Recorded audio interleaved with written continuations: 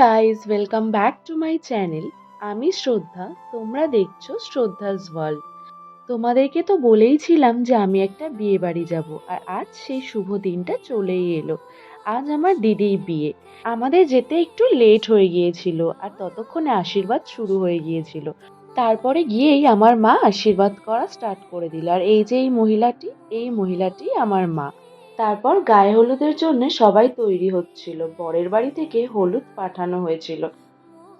আমি তো বাড়ি থেকে ভেবে গিয়েছিলাম যে আমিও গায়ে হলুদ দেব। তারপরে আমি জানতে পারি যে আমাদের বাড়ির রিচুয়ালসে আছে, যাদের বিয়ে হয়নি তারা হলুদ দিতে পারবে না, যারা বিবাহিত তারাই গায়ে হলুদ দিতে পারবে। তারপরে আমার একটু মনটা খারাপ হয়ে গিয়েছিল, বাট ইটস ওকে, নিয়ম তো নিয়মই হয় না, নিয়ম তো মানতেই হবে। তারপরে আমার দিদি এই কলা পাতার মধ্যে ঢুকে বসেছিল, এটাকে হয়তো পুকুর কাটা সামথিং কিছু একটা বলে, আমি ঠিক জানি না। তারপরে দেখো সবাই মিলে এখানে দিদির গায়ে হলুদ দিচ্ছিল। কত সুন্দর লাগছিল না? এই যে বিয়ের যেই টাইমটা, এই যে হবে হবে গায়ে হলুদ, সাজা গোজা, এই টাইমটা কতই না ভালো লাগে, কতই না সুন্দর লাগে। আমার তো খুব আনন্দ হচ্ছিল। আমাদের রিচুয়ালসে আছে ভোরবেলা থেকে নাকি কনের গায়ে 7 বার হলুদ লাগাতে হয়। তো অনেকটা লেট হয়ে যাওয়ার কারণে আগে অলরেডি ওর 2 বার হলুদ লাগানো হয়ে গিয়েছিল, আর এখন পরপর একসাথেই বাকি হলুদগুলো লাগিয়ে দিচ্ছিল। আচ্ছা, মেয়েদের জীবনটা কেমন, তাই না?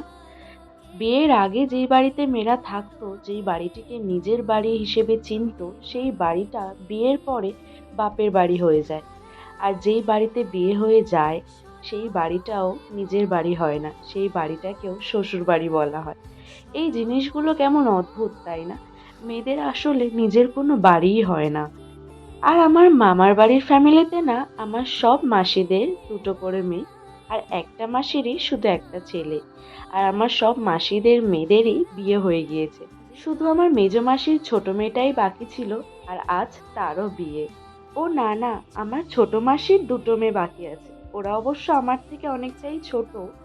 আর আমার সেজো মাসির একটা ছেলের বিয়ে বাকি আছে। আমার ফ্যামিলি অনেক বড়, একদিন তোমাদের সাথে সবার আলাপ করিয়ে দেব। যাই হোক, তারপরে সন্ধে হয়ে গিয়েছিল, আর আমি দেখো রেডি হয়ে নিয়েছি। আমার লুকটা আজকে কেমন লাগছে সেটা অবশ্যই তোমরা জানিও। আর এখানে কোনেও মেকআপ টেকআপ করে রেডি হয়ে গিয়েছিল।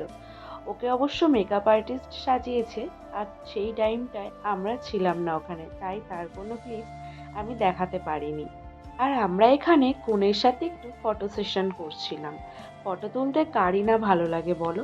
তারপরে মণ্ডপে গিয়ে দেখি এরকম ভাবে সাজানো হচ্ছে। আমরা ফটো সেশন করতে করতে খোঁজ পেলাম যে বরের গাড়ি ঢুকে গেছে, বর চলে এসেছে।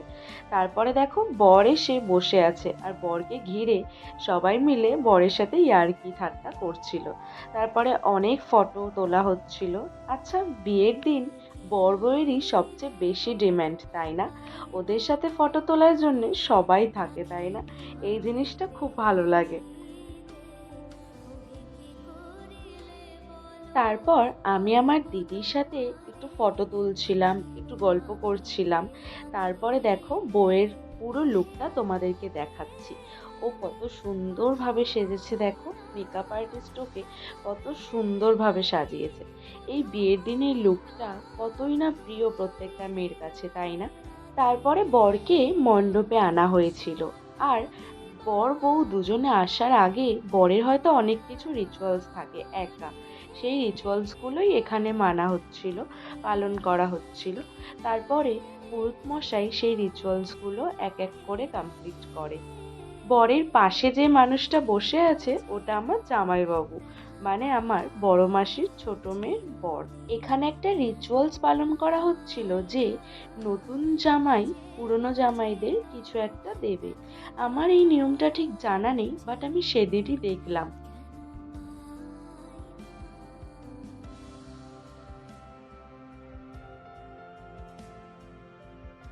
তারপর কিছুক্ষণ পরে দিদিকে আনা হলো, সব জামাইবাবুরা মিলে দিদিকে পিড়ে করে চাকিয়ে আনলো, আর শুভদৃষ্টির জন্যে 7 বার বরের চারপাশে ঘোরানো হলো।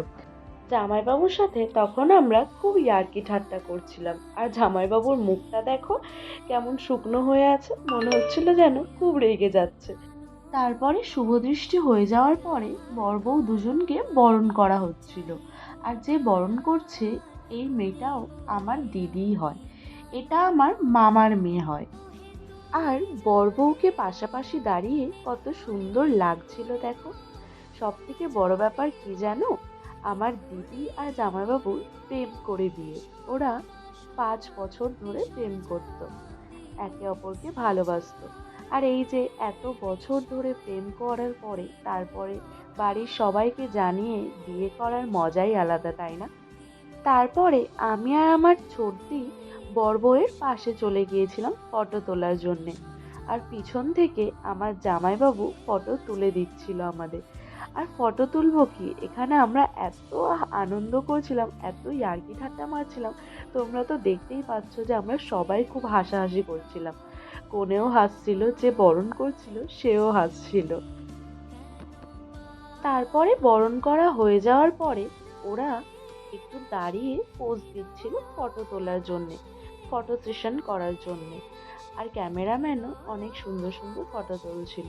আর আমি আর আমার ছোটদি দেখো এখনো স্টিল নাও ওখানেই দাঁড়িয়ে আছি, যাতে প্রত্যেকটা ফটোতে আমরা দুজনে থাকি।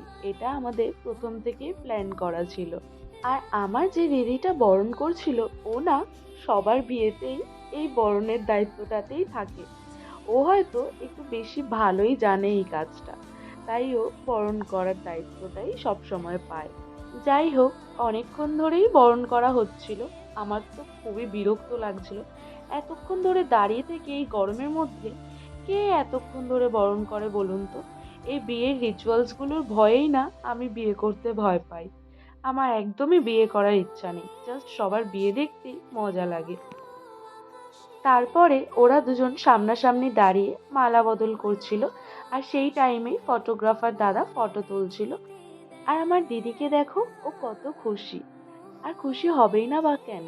5-6 বছর ধরে প্রেম করার পরে সেই প্রেম যখন পূর্ণতা পায়, তখন কোন মানুষই বা খুশি না হয়ে থাকতে পারে বলুন তো?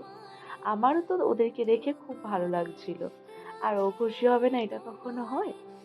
তারপরে বর বউ দুজনেই পিঁড়িতে বসছিল, এবারে বিয়ে শুরু হবে। আর আমি ভেবেছিলাম আমি না পুরো বিয়েটাই দেখব। বিয়ের রিচুয়ালস আমি কখনোই কারোর পুরো দেখিনি। আর এবারে আমার প্ল্যান ছিল যে আমি পুরো বিয়েটাই বসে বসে দেখব। বাট আমার ওই যে লাক, পুরো বিয়েটা আমার আর এবারেও দেখা হলো না।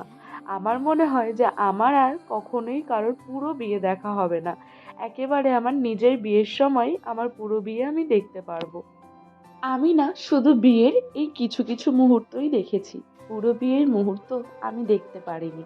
তার কারণ জানো, আমাদের খেতে যাওয়ার জন্যে অনেক তাড়া দিচ্ছিল। কারণ ক্যাটারারের ছেলেগুলো 8টা থেকে কাজ করার জন্যে তারা রাত 1টা অবধি কাজ করবে না বলছিল। তাই আমরা তাড়াতাড়ি খেতে চলে গিয়েছিলাম, যার জন্যে আমার বিয়েটা দেখা হয়নি।